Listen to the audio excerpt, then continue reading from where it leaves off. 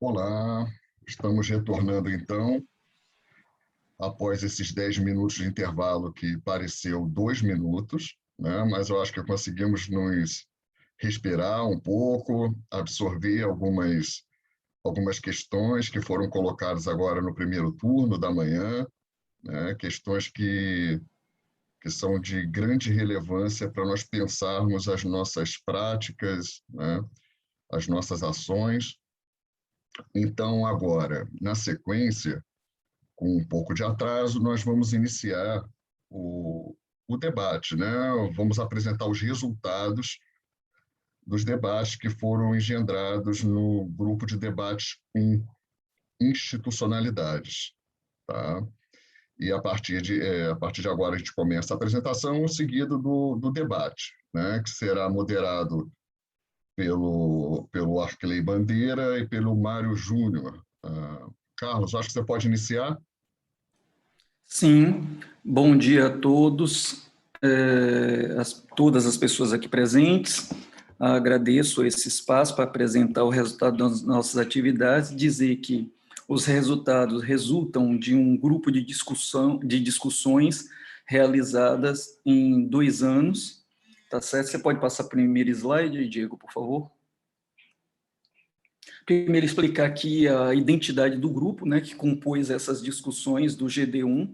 Se trata de um grupo absolutamente heterogêneo, mas, apesar disso, com vasta e diversificada experiência naquilo que era o tema do grupo, que era institucionalidades. Eram pessoas da academia que formam pessoas que trabalham com esse tema, pessoas com atuação técnicas em museus universitários, pessoas que atuam em laboratórios que também guardam acervos arqueológicos, tanto na esfera municipal, estadual e federal, e pessoas que atuam no licenciamento ambiental. No que diz respeito à organização deste grupo, ele foi composto por 6 encontros, sendo 3 em 2020 e 3 em 2021.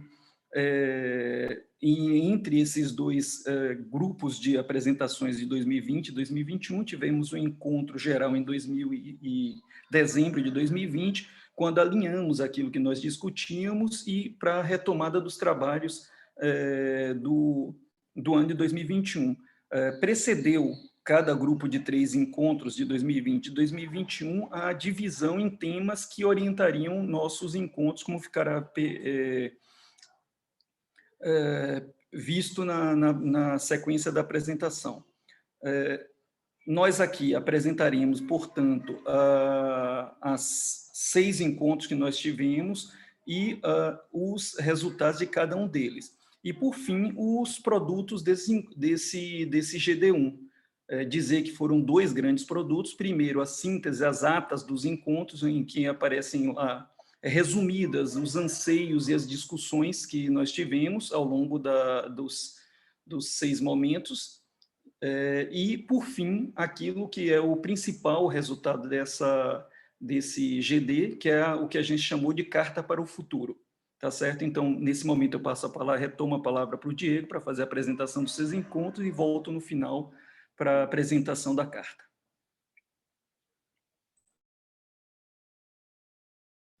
Podemos passar, então, o slide, por favor. Então, como o Carlos nos apresentou, aqui a gente vai trazer uma síntese, um extrato do extrato, né, do que nós discutimos nesses 6 encontros. As atas, elas serão disponibilizadas também, né, para um grande grupo, vai gerar como também um produto dessa discussão, tá? E o desafio agora é fazer esse extrato, que justamente são assuntos que são complexos e que a gente vai desdobrar, né, posteriormente à apresentação.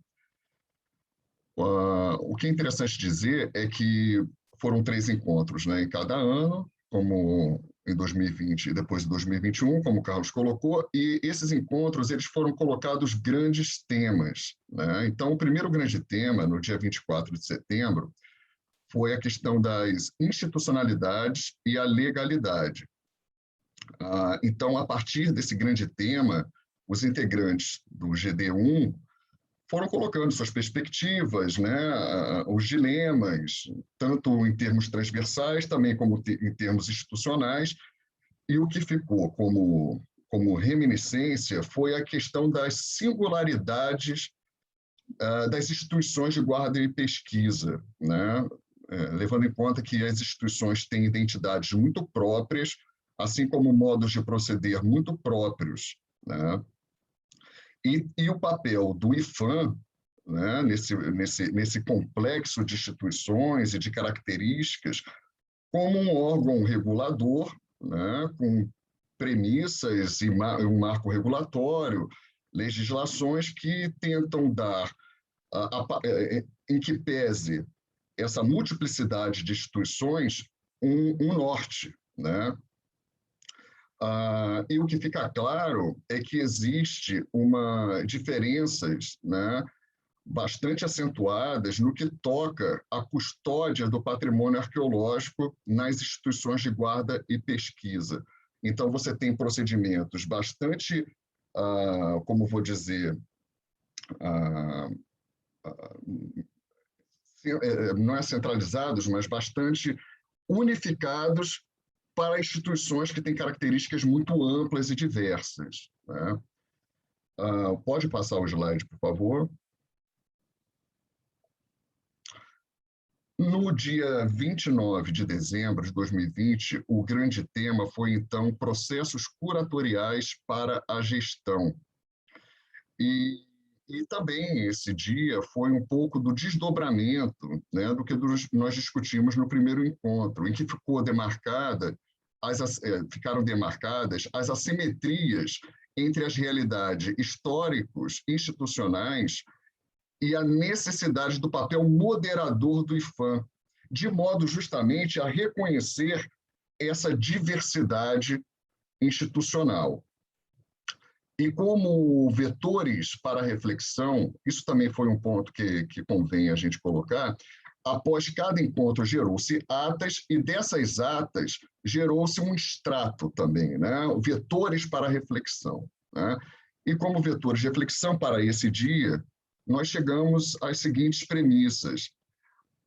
A herança em relação ao tratamento dos acervos, e aqui nós nos referimos aos diversos modus operandi das instituições em relação ao tratamento dos acervos e o que nós deixamos como herança, né, fruto desses procedimentos. Outra questão também que nos pareceu fundamental discutir é o esgarçamento do conceito de curadoria. Dito de outro modo, nos pareceu bastante claro que esse conceito ele é muito camaleônico, ele ganha diferentes tons dependendo do tempo e do lugar em que é operado, e isso também gera, como é que eu vou dizer, atritos ou falta de compreensão mesmo do sentido da curadoria e aqui no final interessada a curadoria, ou seja, a que servem esses procedimentos, né? E parece que não há uma unidade no que tange a esse conceito, né? E no que tange a esses processos. Não sei se eu estou sendo claro no que eu estou falando. E outra questão também que fica como resíduo, que fica como reminiscência dessa discussão, é a formação profissional para lidar com esses dilemas e lidar com esses litígios, não é verdade?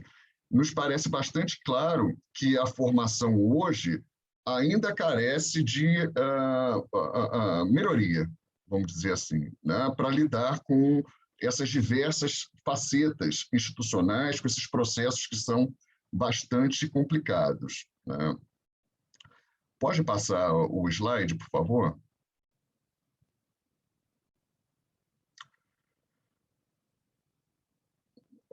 Sim, obrigado. Então, no último encontro de 2020, né, já em dezembro, dia 11 de dezembro, o tema que se desdobrou foi políticas de gestão e missão institucional. Aí tem uma ressalva em relação à metodologia que nós usamos no GD1 para proceder esse dia de encontro.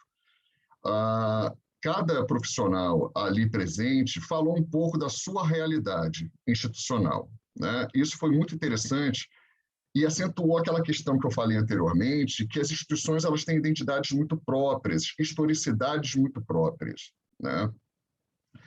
E também diferentes formas de lidar com os processos museológico-curatoriais de aquisição. Tá? Essa foi uma questão central também. E uma lacuna entre os marcos regulatórios e a cultura institucional, melhor de colocando, as culturas institucionais, visto que há instituições que estão ligadas ao Estado, nas diferentes esferas, municipal, estadual ou federal, há instituições que, na verdade, se conformam como laboratórios, outras que se conformam como museus, museus esses também que têm características diversas, que estão inseridos em museus de grande vulto, ou então museus, pequenos museus municipais, né? Cada um com o seu modo de operar esses processos curatoriais muito particulares e muito singulares, né? E também a assimetria entre os processos de documentação museológica e arqueológica, né? Os diferentes modos de operar a documentação que muitas vezes não se encontram, não encontram pontos de conexão, né? E quarto ponto a ser discutido são os distintos enquadramentos orgânicos, vinculações institucionais e modelos de organograma, que traduz um pouco do que eu falei anteriormente no primeiro ponto, né? Você tem desde instituições ou laboratórios vinculados a departamentos, ou vinculados a secretarias, ou vinculados a prefeituras, e tudo isso gera uma dinâmica muito distinta de como lidar com um bem patrimonial, né?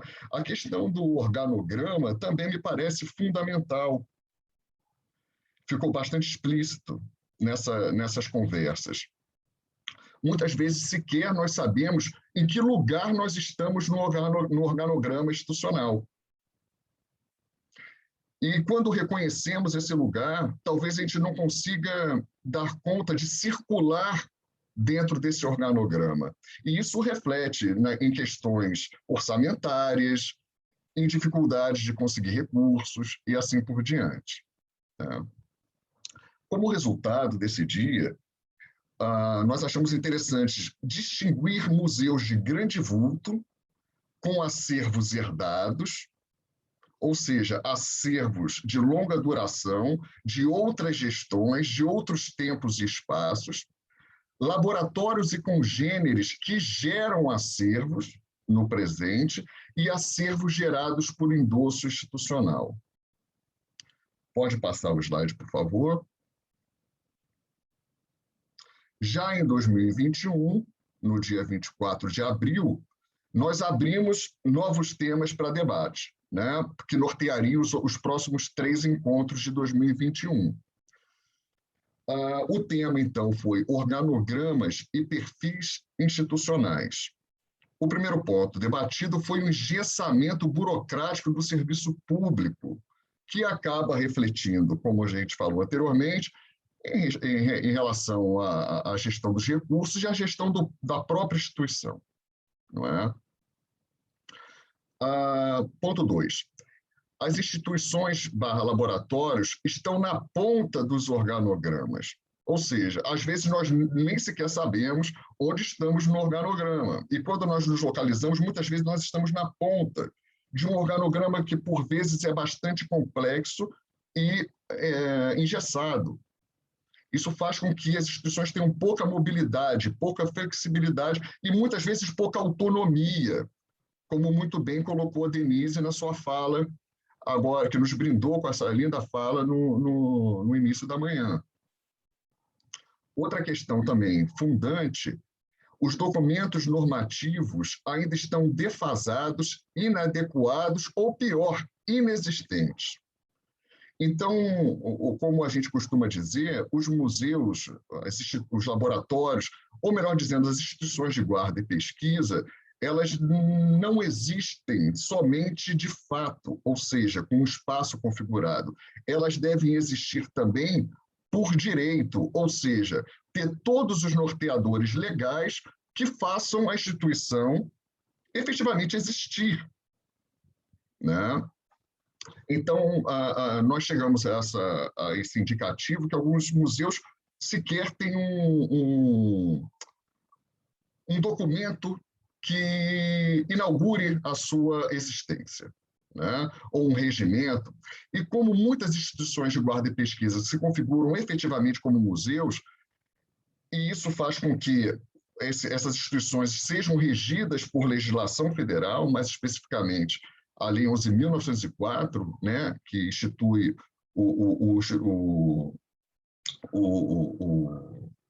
desculpe, me fugiu o termo. Estatuto dos Museus. O Estatuto dos Museus, obrigado, Carlos. É fundamental que essas instituições existam também de direito e tenham esses documentos normativos em dia. 4. As instituições com pouca identidade museológica, sobretudo nos museus vinculados a universidades, né? A identidade museológica pressupõe processos, né, procedimentos de salvaguarda e de comunicação, pressupõe uma série também de documentos norteadores, como a gente falou anteriormente. E isso que dá a identidade museológica para a instituição. As instituições carecem de maior clareza em relação à sua inserção nos organogramas.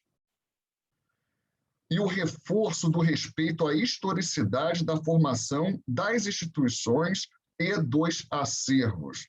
Como a gente muito reforçou, as instituições têm identidades muito próprias, têm acervos e dinâmicas muito próprias, né? Pode passar o slide, por favor. Já no dia 19/5/2021, o tema foi Planejamento Museológico e Gestão Estratégica. Nesse dia, em específico, é importante a gente colocar também os bastidores, houve menor aderência do grupo. Esse grupo já tem uma identidade muito particular, que é um grupo que ficou restrito, salvo engano, a 12 pessoas inicialmente, né? Diferente dos outros grupos. Nós tivemos também que fazer uma mudança muito rápida de data, então foi um dia de menor aderência. Mas isso não significa que não houve grande adensamento das discussões, tá?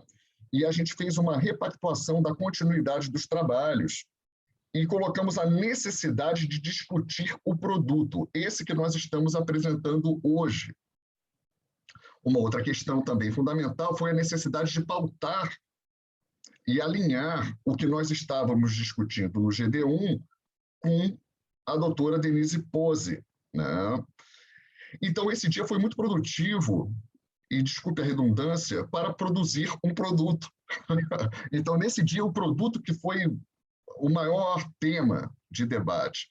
E, ao final desse dia, nós chegamos a um draft, a um rascunho, a uma possibilidade de produto, né? E um desses produtos é justamente uma carta para ser lida no futuro, né? Daqui a 30 anos, que é o que a gente vai apresentar ao final dessa apresentação. E foi muito bacana essa discussão, né? Porque a gente teve como ideia pegar dois textos, um texto de Paul Valéry, de 1931, eu não quero dar spoiler, né? E uma outra fala feita para estudantes, né, de Paulo Duarte, de 1969, e são falas que têm um lirismo muito interessante. Então, o nosso desafio foi traduzir toda essa discussão em um tom lírico, né? Portanto, subjetivo e passível de interpretações. Mas eu não vou dar spoiler, Carlos, fica tranquilo aí. Vamos passar, então, para o nosso último slide de resumo. Então, no nosso último encontro, no dia 9/6, o tema foi justamente o alinhamento com Denise Pose, que foi um dia riquíssimo. Um dia que Denise apresentou o panorama da gestão dos acervos no Peru, né, o que nós fomos brindados agora há pouco, e o debate entre as particularidades e semelhanças entre os casos peruano e brasileiro. Bom, é com você, Carlos.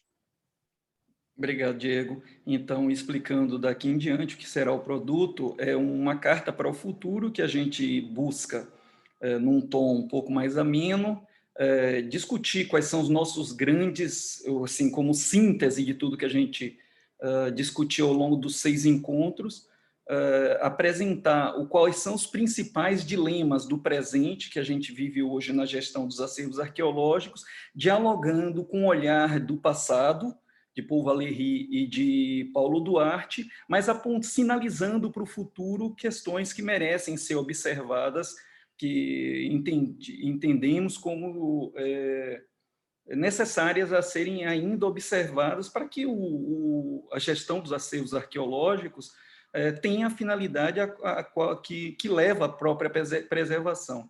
Então, passemos para o próximo slide, a carta. Carta para o futuro dos acervos arqueológicos. Brasil, Ambiente Digital, 30 de agosto de 2021. Colegas do futuro. Há 90 anos, Paul Valéry dizia, abre aspas, não gosto tanto dos museus. Muitos são admiráveis, nenhum é delicioso. As ideias de classificação, conservação e utilidade pública, que são justas e claras, guardam pouca relação com as delícias. Sinto que me torno detestavelmente sincero. Que fadiga, digo a mim mesmo, que barbárie. Tudo isso é desumano. Percebo repentinamente uma vaga claridade, uma resposta se esboça em mim, desprende-se pouco a pouco de minhas impressões e pede para se pronunciar. Fecha aspas, Paul Valéry, 1931.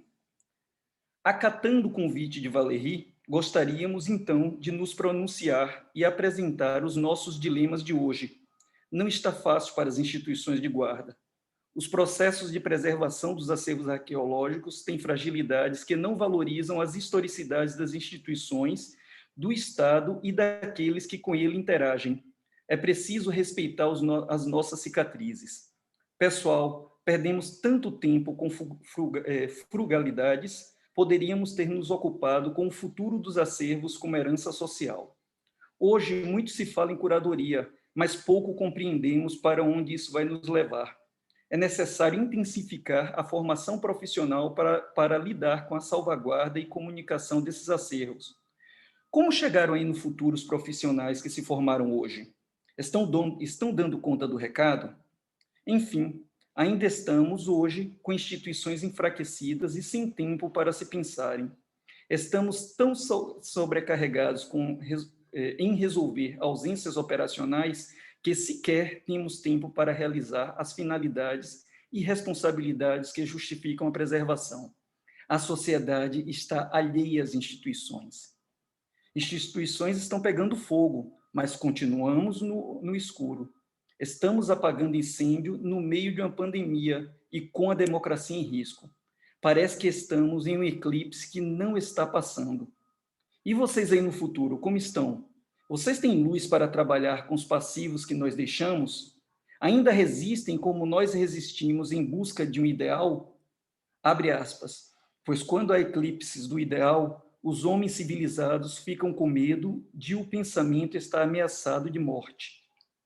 Os eclipses do Sol, todavia, não duram mais do que segundos, ao passo que os do ideal podem durar séculos, mas sempre a luz acaba ressurgindo.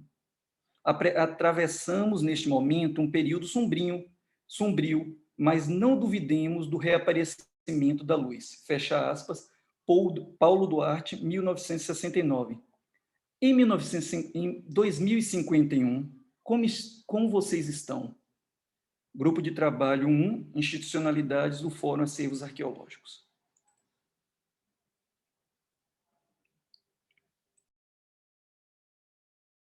E aqui estão os 14, salvo engano, participantes do GD. Ainda acho que tem mais para baixo. Acho que está cortado o slide. Deixa eu só olhar aqui no meu. Ainda falta nesse grupo aí, Tainã. Arclay Marques, Carla Gilbertoni, Carlos Costa, Carlos Xavier Neto, Cristina Bruno, Diego Ribeiro, Gilcimar Barbosa, Leonardo Lopes, Lúcio Costa Leite, Márcia Arcuri, Mário Paulo Júnior, Rafael Milheira, Robson Rodrigues e Tainã Oliveira. Obrigado.